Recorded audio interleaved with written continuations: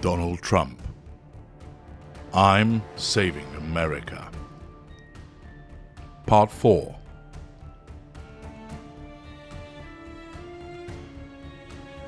Donald Trump. Donald J. Trump.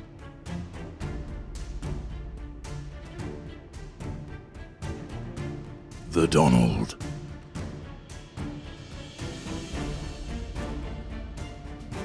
Donald Trump.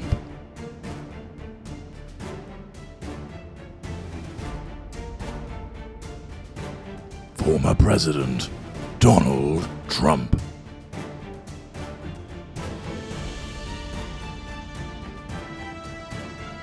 Donald Trump.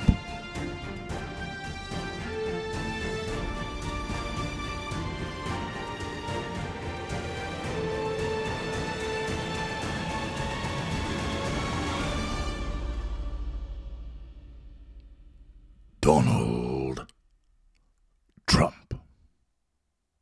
Hello, I'm H.G. Tudor, and you can be no doubt as to who I'm talking about. Yes, it's the Donald Trump.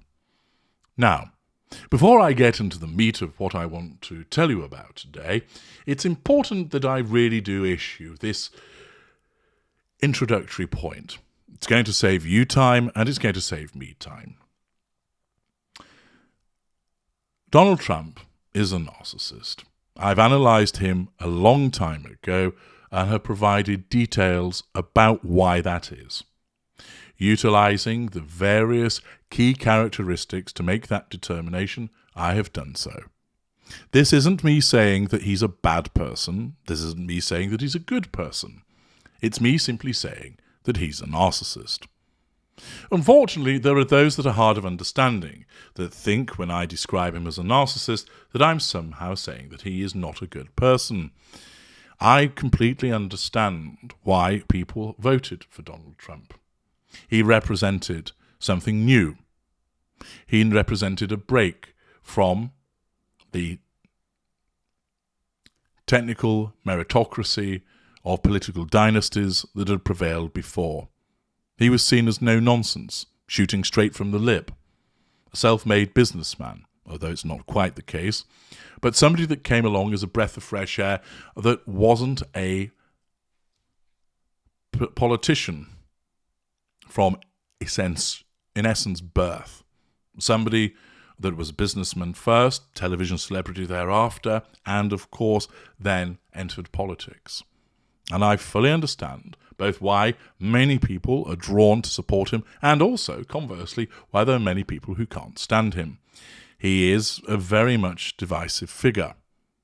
But what is important for you to understand is that I use him in the way that I've used many famous and infamous people to help you understand more about narcissism in action, so that you understand why this person behaves as they do and to understand more about narcissism. It is not a judgment on who they are as an individual. If you dislike Trump, you're entitled to that. If you think he's the best thing since sliced bread, good for you. So don't festoon the comments with, "Why are you hating on Donald?" Because I'm not. And it's important to make this point that this is an analysis, in the same way that I've identified Bill Clinton as a narcissist, Joe Biden as a narcissist. My observations aren't motivated by any political affinity. They're motivated by wanting to help you understand about narcissism. And the Donald is an excellent example of that because he doesn't operate with a facade. There's occasionally a veneer when he's dealing individually with people, but his behaviour provides us with an excellent example. So, with all of that stated, do ensure that you take that into account. Excuse me. And if I see in the comments people launching into tirade, it's quite clear you haven't listened to this video before doing so. What Donald Trump does exhibit is a considerable, if you will, bounce-back ability. The fact that he was defeated, whether you believe fairly or not, in the recent presidential election, but the fact that he won't let it go.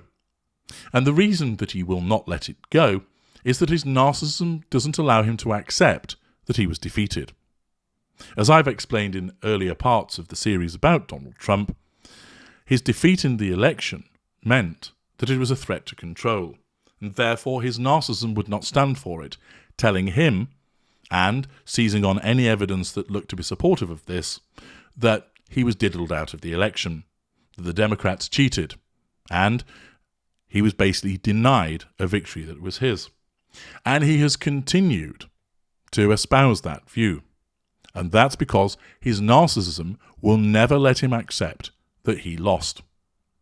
Of course, this is part of his appeal, the indefatigable spirit that he exhibits in terms of righting wrongs and a crusade. And if you're aligned to his politics, he's very much a tour de force. On the other hand, many people see him as lacking statesmanship, and it is all about the Donald, which is an unfair accusation because with any politician that's a narcissist, it's all about them. It's just that some, Barack Obama being an excellent example, are much better at disguising it than others. Trump doesn't. He calls it as it is. And that, as I've explained, is part of his appeal. He is not someone that goes away without a fight. Driven by the utter conviction that he's right, and anybody who says to the contrary is a disgrace, is wrong, is spewing fake news, he has an unwavering commitment to the fact that he's right and you are wrong. And this, of course, has driven him to the heights that he's enjoyed so far. His status of being very wealthy, the political success that he enjoyed. He was, after all, elected president of the most powerful nation in the world. Irrespective of what you might think about him as an individual, he did get certain things done, as I've alluded to in parts passing. But it's useful to return to Donald Trump because he provides a continuing example of a particular type of narcissism. I've explained elsewhere that he's an upper lesser type B, which means that he's bombastic, bullying, brash, boastful. He believes he's the expert of everything, even though the evidence doesn't support that. If you don't agree with him, you're a fool. It's his way or the highway. To those that are in agreement, he will exhibit a degree of charm, and he has enjoyed considerable success. Of course, there are question marks as to how he achieved all of that, but nevertheless, he got there. And he is a very good representation of the upper lesser type B. When you're with him, he thinks that you're great. As soon as you're against him, you're out. Look at the churn and burn of staff that he had during his presidency.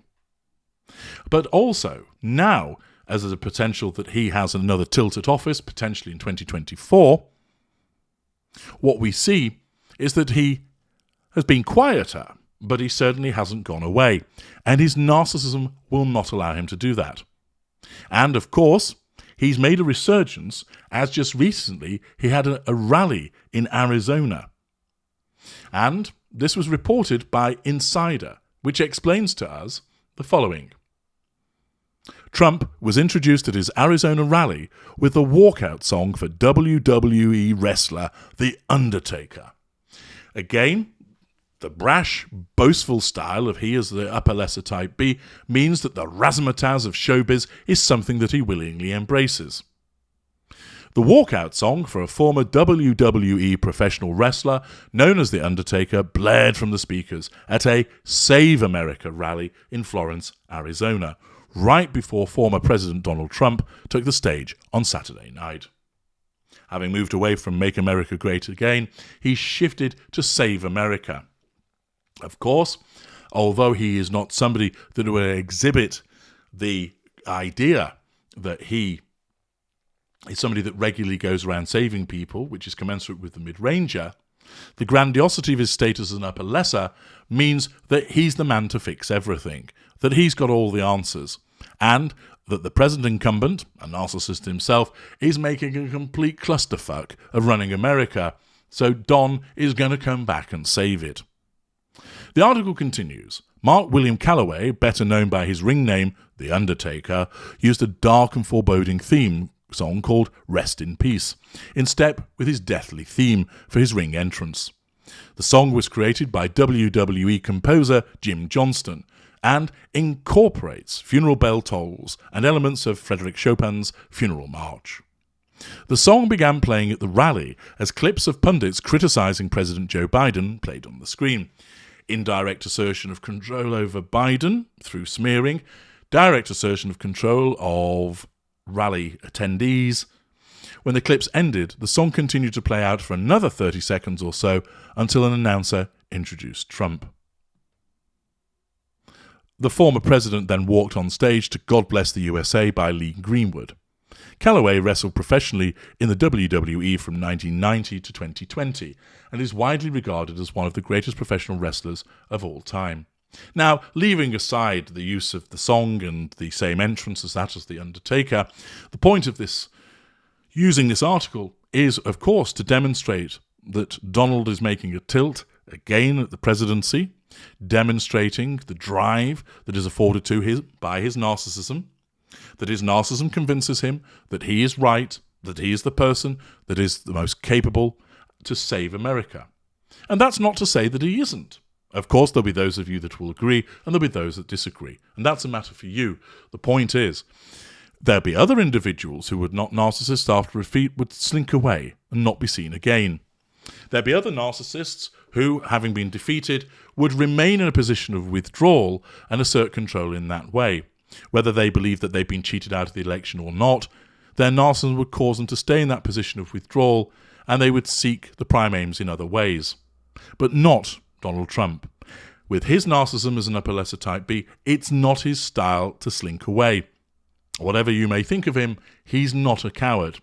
He's pugilistic, he's belligerent, he's in your face, and the reportage of the rally demonstrates this, because the Donald is looking to come back, and is doing it with his customary show business razzmatazz and belligerent, brash, boasting manner.